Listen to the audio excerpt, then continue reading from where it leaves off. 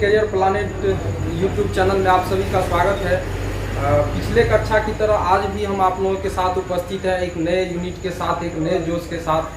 और आज हम चर्चा करने वाले हैं एक नए यूनिट के बारे में जिसका नाम है बल तथा गति के नियम। इन चीज़ के बारे में हम विस्तृत रूप से लगातार जो है सो आप लोगों के समक्ष उपस्थित रहेंगे और प्रत्येक क्लास में इसके टॉपिक को करवाते जाएंगे। और जब तक ये पूरी यूनिट जो है सो समाप्त नहीं होगा हमारा, तब तक हम इसको क्या करेंगे, कंटिन्यू जारी रखेंगे। और मैं इस यूनिट को शुरू करने से पहले आप लोगों को एक चीज़ बताऊंगा कि यहाँ जो ये प्लेटफॉर्म जो है, इस प्लेटफॉर्म से आप लोगों को बहुत कुछ मिलने वाला है, क्योंकि आगे का प्लान जो है सो हम लोग का बहुत बड़ा है। आगे हम और भी नए नए कोर्स लॉन्च करने वाले हैं, जैसे हमारा हिस्ट्री हो गया, इसके बाद 10th का मैथमेटिक्स हो गया, उसके बाद और भी कई सब्जेक्ट हैं जैसे सिविक्स है, बायोलॉजी है, केमिस्ट्री है। इन सब कोर्स का जो है सो जल्द से जल्द वीडियो जो है सो आप लोगों के समक्ष उपस्थित होगा। तो इसीलिए अगर आप नए हैं तो चैनल को सब्सक्राइब कर लें और अपने दोस्तों के साथ भी शेयर करें, ताकि इस चैनल को समझ पाएँ और हम जो यहाँ से कंटेंट देने वाले हैं उन चीज़ के बारे में समझें और उनका जानकारी बहुत अच्छे तरीके से लें। तो चलिए हम आज शुरू करते हैं बल तथा गति के नियम। तो सबसे पहले हम जानते हैं कि बल क्या होता है। तो बल मान लीजिए क्या होता है कि आप लोग पहले के कक्षा में पढ़ चुके होंगे या बहुत दिनों से जानते होंगे कि क्या होता है कि कोई वस्तु है, ठीक है दोस्तों। अब ये वस्तु को क्या करता है, कोई खींच रहा होता है, या इधर मान लीजिए इसको खींच रहा है, या कोई क्या कर रहा है, इसको पुश कर रहा है। तो आप लोग पहले जान चुके हैं या पहले कक्षा में पढ़ चुके हैं जो धक्के और या खिंचाव को क्या कहते हैं, बल कहते हैं, ऐसा ही समझते होंगे। यहाँ से मैं आप लोगों को कुछ नया बताऊंगा, कुछ ऐसा चीज़ बताऊंगा जो शायद आप लोग नहीं जानते होंगे या जानते भी होंगे। तो सबसे पहले हम देखते हैं बल।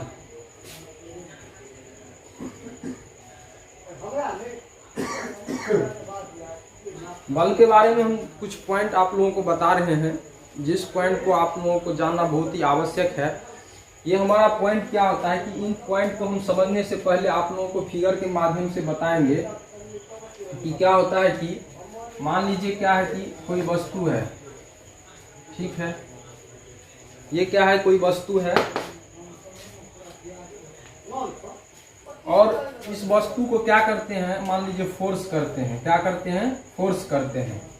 तो फोर्स करते हैं तो क्या होता है कि ये वस्तु विरामावस्था में होता है। मान लीजिए किस में होता है, विराम में होता है।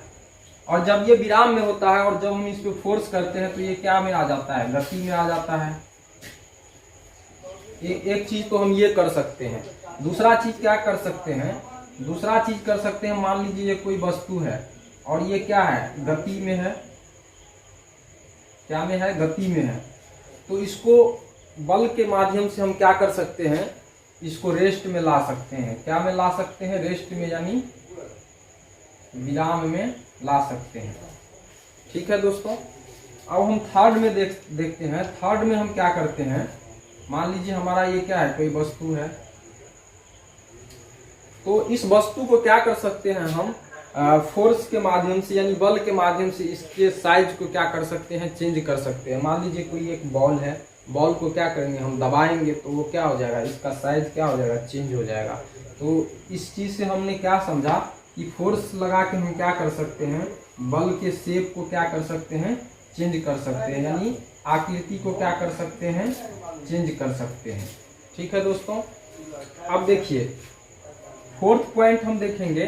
फोर्थ पॉइंट हमारा क्या आता है कि मान लीजिए ये कोई वस्तु है, ठीक है। अब ये क्या किस चीज में है, गति में है। क्या है, गति में है।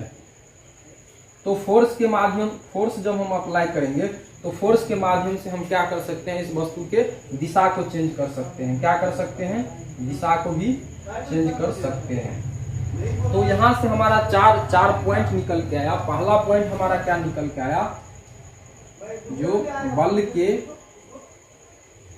द्वारा वस्तु को गति प्रदान किया जा सकता है। सेकेंड पॉइंट आया हमारा, बल के माध्यम से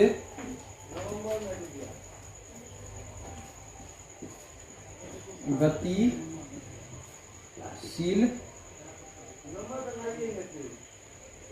वस्तु को विराम में लाया जा सकता है। दो पॉइंट हमने देख लिया। पहला हमारा क्या है कि बल के द्वारा वस्तु को, यहाँ हम पहला पॉइंट देख रहे हैं, बल के द्वारा वस्तु को गति प्रदान किया जा सकता है। सेकेंड नंबर पॉइंट है हमारा, बल के माध्यम से गतिशील वस्तु को विराम में लाया जा सकता है। थर्ड पॉइंट हम ले लेते हैं। थर्ड पॉइंट हमने यहाँ क्या देखा था कि बल के माध्यम से वस्तु के आकृति को हम चेंज कर सकते हैं। तो क्या कर सकते हैं, बल के द्वारा वस्तु की आकृति को क्या कर सकते हैं, बदल सकते हैं। आकृति को, या इसको ऐसे लिख लें, आकृति को बल के द्वारा वस्तु की आकृति को बदल सकते हैं। और फोर्थ नंबर हमारा पॉइंट क्या था कि बल के माध्यम से हम क्या कर सकते हैं, गतिशील वस्तु के दिशा को चेंज कर सकते हैं, यानी इसके डायरेक्शन को चेंज कर सकते हैं। तो यहाँ हम फोर्थ पॉइंट में लिखेंगे,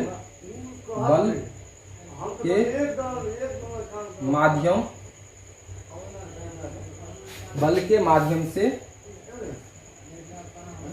वस्तु की क्या कर सकते हैं, दिशा बदल सकते हैं। तो इसके अंतर्गत, बल के अंतर्गत चार चीज हमने देखा। क्या देखा कि बल के द्वारा वस्तु को गति प्रदान किया जा सकता है। सेकेंड नंबर पॉइंट देखा कि बल के माध्यम से गतिशील वस्तु को विराम में लाया जा सकता है। थर्ड नंबर पॉइंट देखा कि बल के द्वारा वस्तु की आकृति को क्या किया जा सकता है, बदला जा सकता है। और फोर्थ में देखा कि बल के माध्यम से वस्तु की दिशा को क्या कर सकते हैं, चेंज कर सकते हैं। मान लीजिए कोई वस्तु है, वो किसी वेलोसिटी से क्या कर रहा है, गतिमान है, तो बल लगा के उसके वेलोसिटी को क्या कर सकते हैं, कम कर सकते हैं, उसके त्वरण को कम कर सकते हैं, या उसके त्वरण को क्या कर सकते हैं, बढ़ा सकते हैं। तो इसमें बल में हमने क्या देखा, तो बल में हमने सबसे पहले क्या देखा कि बल अगर किसी वस्तु पे लगाएंगे तो वो किसी दिशा में क्या करेगा, मूव करेगा। क्या करेगा, किसी डायरेक्शन में मूव करेगा, और कुछ न कुछ क्या होगा, दूरी भी तय करेगा।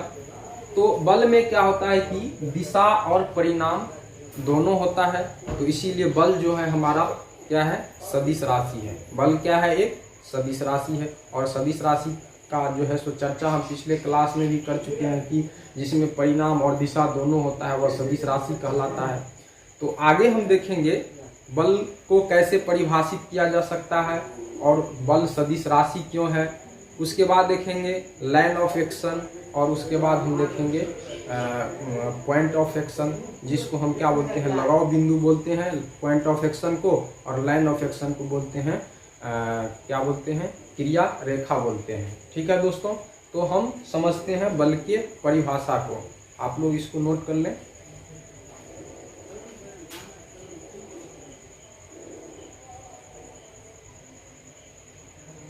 क्या परिवर्तन ला सकते हैं। अब हम चर्चा करते हैं बल के परिभाषा के बारे में। तो यहाँ हम देखते हैं बल को कैसे परिभाषित कर सकते हैं। बल, इसको फोर्स बोलते हैं। क्या बोलते हैं, फोर्स। तो बल के परिभाषा को हम इस प्रकार परिभाषित कर सकते हैं कि बल वह भौतिक कारक है, क्या है, बल वह भौतिक कारक है जो किसी वस्तु की गति या विराम की अवस्था को क्या कर सकता है, परिवर्तन कर सकता है या उसमें परिवर्तन ला सकता है। क्या कर सकता है, बल वह भौतिक कारक है जो किसी वस्तु के विरामावस्था को या गतिशील अवस्था को क्या कर सकता है, परिवर्तन कर सकता है। तो यहाँ हम बल के डिफिनेशन को लिखते हैं, आप लोग मेरे साथ नोट करेंगे। बल वह भौतिक कारक है जो बल वह भौतिक कारक है जो किसी वस्तु के गति या विराम में परिवर्तन क्या करता है, परिवर्तन लाता है या लाने की चेष्टा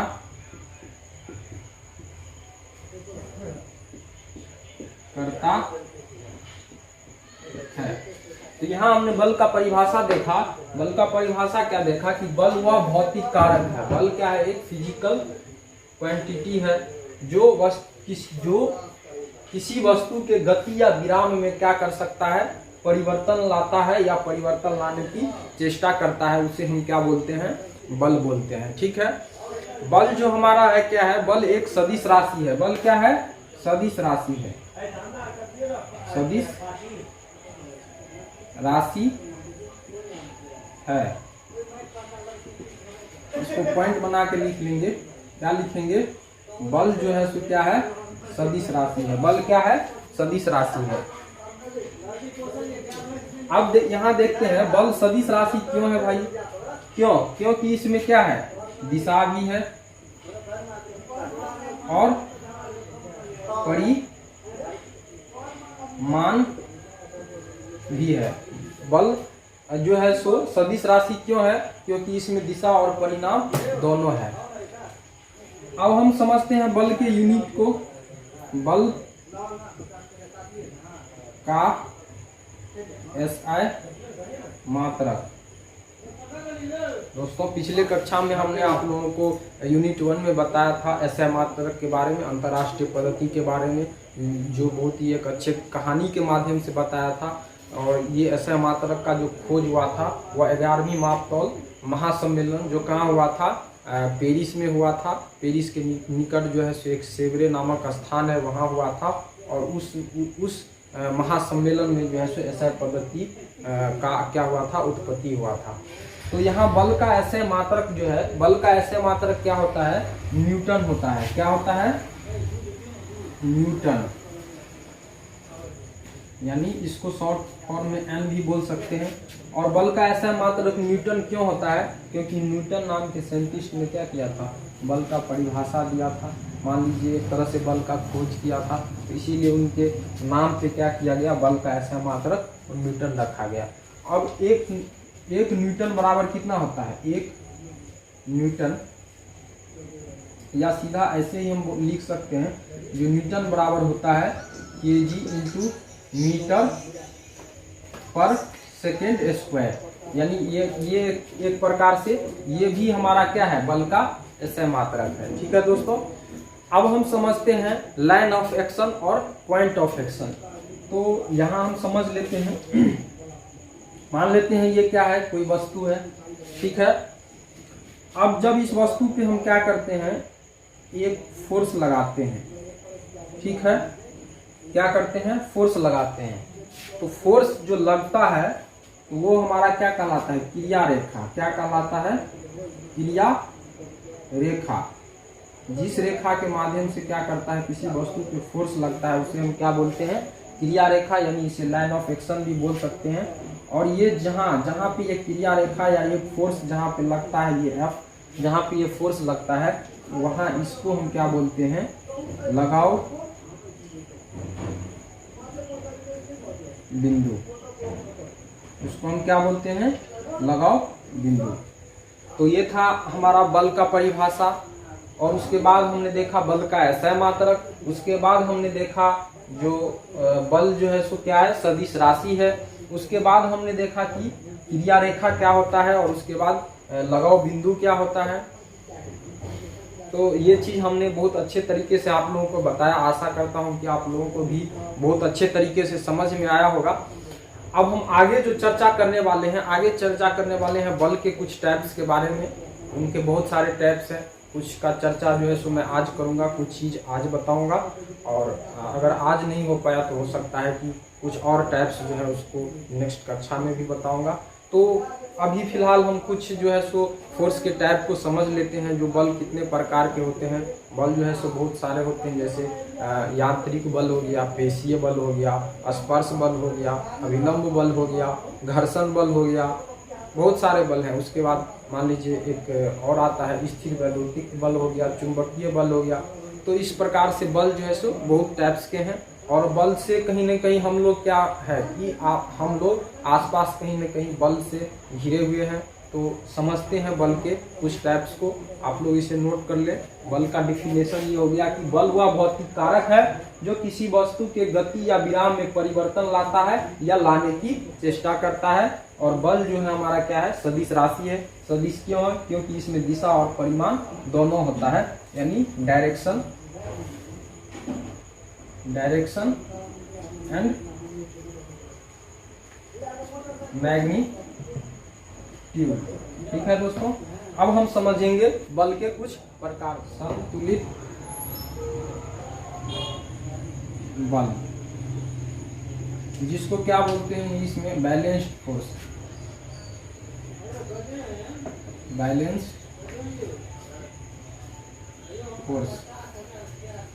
संतुलित बल को समझने से पहले मैं आप लोगों को एक फिगर के माध्यम से इसको बहुत ही अच्छे तरीके से समझाऊंगा। यहाँ फिगर ड्रॉ कर लेते हैं। मान लेते हैं ये क्या है कि कोई टेबल है, ठीक है। यहाँ क्या है कि कोई वस्तु रखा हुआ है, और इन दोनों वस्तु को दोनों साइड को क्या करते हैं, हम एक कील के माध्यम से लगा देते हैं, रबर के माध्यम से। और जब हम इनको दोनों तरफ समान बल से खींचते हैं, ये हमारा लेफ्ट हो गया और ये हमारा क्या हो गया, राइट हो गया। ये क्या हो गया, राइट हो गया। तो जब इन दो वस्तुओं पे क्या करते हैं, हम समान बल दोनों तरफ से, यानी लेफ्ट साइड से भी और राइट साइड से भी लगाते हैं, तो इसका परिणामी जो होता है वह क्या हो जाता है, शून्य हो जाता है। तो इस प्रकार के बल को हम क्या बोलते हैं, मतलब संतुलित बल बोलते हैं। यानी हमारा इधर वाला, यानी इसको हम F1 ले लें और इसको हम F2 ले लें, तो ये हमारा F1 और F2 दोनों अगर बराबर होगा, यानी क्या होगा, F1 = F2, यानी ये बल इधर लग रहा है इस डायरेक्शन में और ये बल इस डायरेक्शन में लग रहा है, यानी F1 और F2 दोनों अगर इक्वल होगा तो उस प्रकार के बल को हम क्या बोलेंगे, संतुलित बल बोलेंगे। ठीक है, तो संतुलित बल का डिफिनेशन क्या हो जाएगा,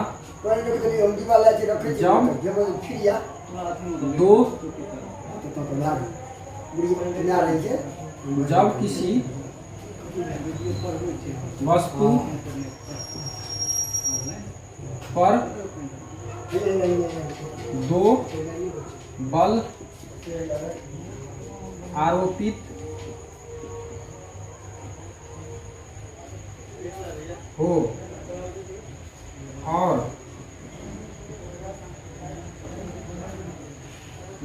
जब किसी वस्तु पर दो बल आरोपित हो और उसका दिशा क्या हो, उसका दिशा विपरीत हो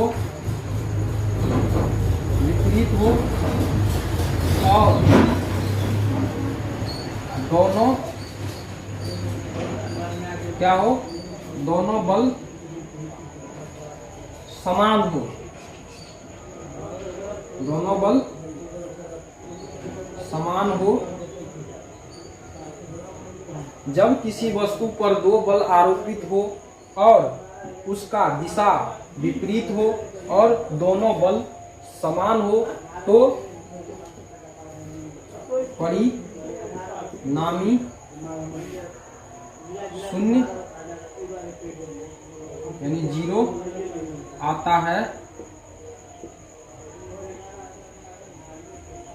आता है उसे संतुलित बल कहते हैं। तो इस फिगर के माध्यम से हमने संतुलित बल को जाना, जो संतुलित बल कैसे होता है। अब यहाँ हम इसका डिफिनेशन भी देख लिया कि जब किसी वस्तु पर दो बल आरोपित हो और उसका दिशा विपरीत हो और दोनों बल समान हो तो परिणामी शून्य आता है, उसे संतुलित बल बोलते हैं। यानी ये दोनों फोर्स क्या कर रहा है, एक दूसरे के विपरीत लग रहा है और दोनों क्या है, इक्वल है, यानी F1 इक्वल्स टू F2। तो इस प्रकार के बल को क्या बोलेंगे, संतुलित बल बोलेंगे।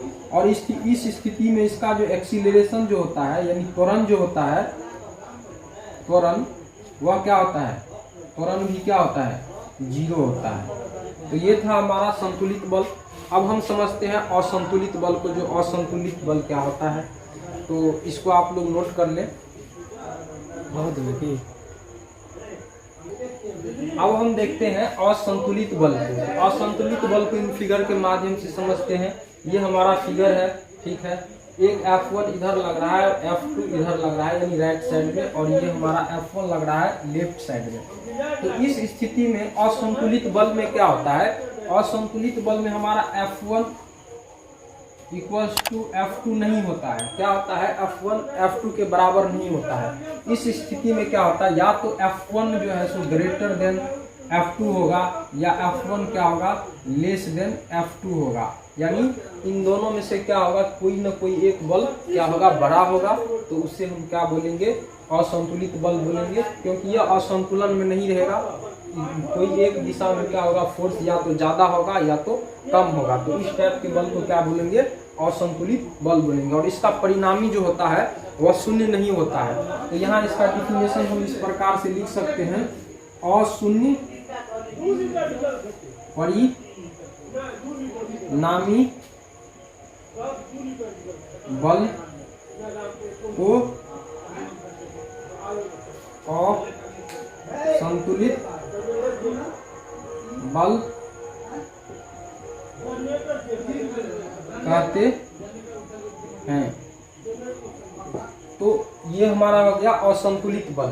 तो संतुलित बल में हमने देखा था कि त्वरण उत्पन्न नहीं होता है, त्वरण क्या होता है, 0 होता है। लेकिन इसमें असंतुलित बल में क्या होगा, त्वरण उत्पन्न होगा। यानी इस बल में त्वरण उत्पन्न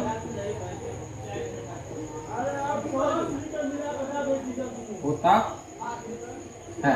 तो आज हमने देखा बल के कुछ पॉइंट्स, जो बल के माध्यम से हम किसी वस्तु को क्या क्या कर सकते हैं, उसमें क्या चेंजिंग ला सकते हैं। उसके बाद हमने देखा बल का डिफिनेशन, उसके बाद हमने देखा बल का ऐसा मात्रक, उसके बाद बल जो है सो सदिश राशि है, क्योंकि इसमें डायरेक्शन और मैग्नीट्यूड दोनों है। उसके बाद हमने कुछ बल के टाइप्स देखे, जैसे हमारा असंतुलित और संतुलित बल हो गया। इसके बहुत सारे टाइप्स हैं जिसकी चर्चा हम नेक्स्ट क्लास में करेंगे।